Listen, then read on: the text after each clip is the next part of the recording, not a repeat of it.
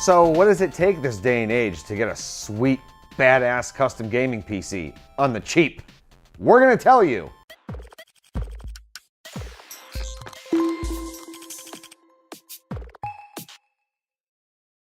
So the focus of this system for us was to try and get everybody, rather give everybody an option to have a budget gaming PC that gives some pretty solid performance numbers.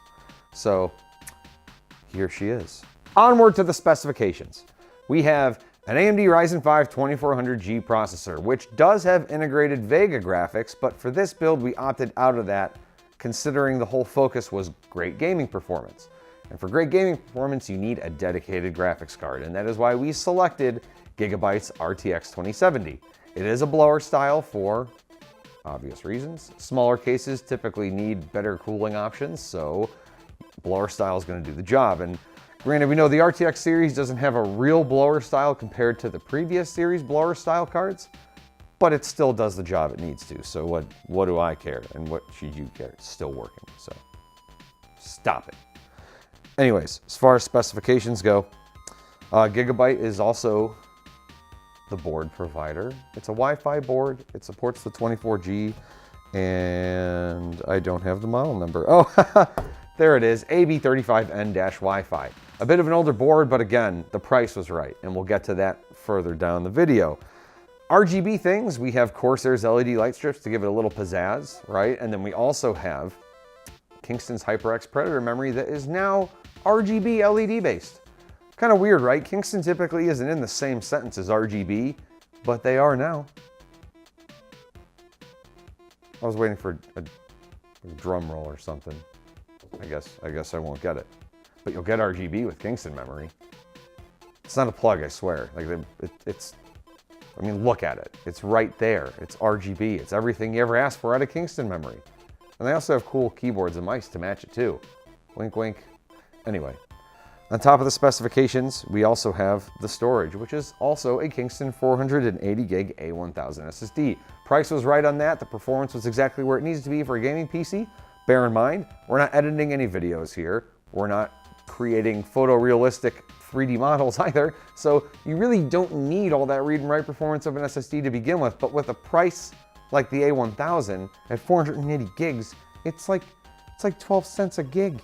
You can't pass that up. And most gamers are just gonna go with the flow with pricing anyway, at least when you compare it to other options.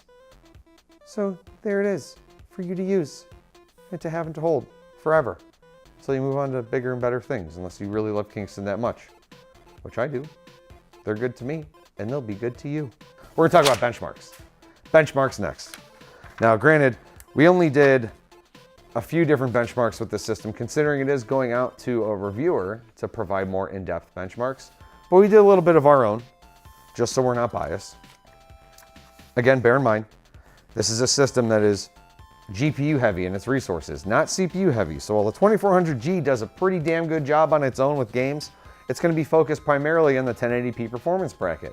But when you throw in something like an RTX 2070, now you're able to play games at 2K, maybe even some light 4K games depending on what your preference is. Like, you know, The Sims 4K. Yeah, all right, anyways. Unigine benchmark score is 2,723 with an average frame rate of 221. Not shabby for a 4-core, 8-thread processor and an RTX 2070, right? PC Mark score is 4,063, pretty solid.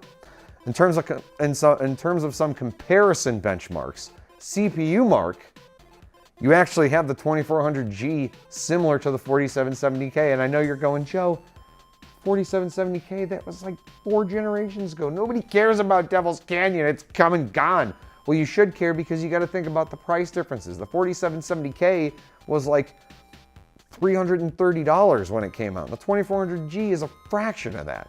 So that's to give you the comparison that you don't have to spend that amount of money on a gaming PC to get something that's enjoyable to you. Not to mention, for the people that are just starting to get into PC gaming and you just want something entry level, but is miles above console options, this is exactly what you're going to want to look at. Not to mention, you can always upgrade it later. Form factors don't change. The standards are all the same. So you might have a 2400G now, but maybe you'll end up with a higher end Ryzen 5 processor, maybe Ryzen 3. AMD would be happy to help you out with that one, I'm sure. Cinebench score.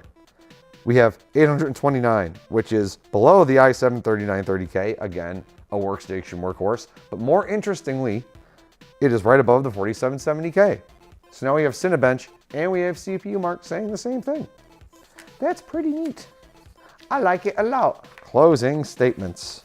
I don't need you to tell me my closing statements. This system, normally priced at $1,600 with the graphics card, is also priced at $1,000 without it, okay? So we're gonna do a promotion on it, like we're doing with all the systems that we review. So $1,600 is not going to be the final number. We will have a better number for you if you're really interested in getting into PC gaming at a price point that is comfortable for you and more so comfortable with us and in a really comfortable form factor. I mean, you could tuck this thing away and nobody would even know where it is. You could put it in your filing drawer if you have one of those old school desks that, you know, you used for your laptop and you decided that your MacBook or your Acer or your laptop overall just isn't cutting it and you want to get into something like this.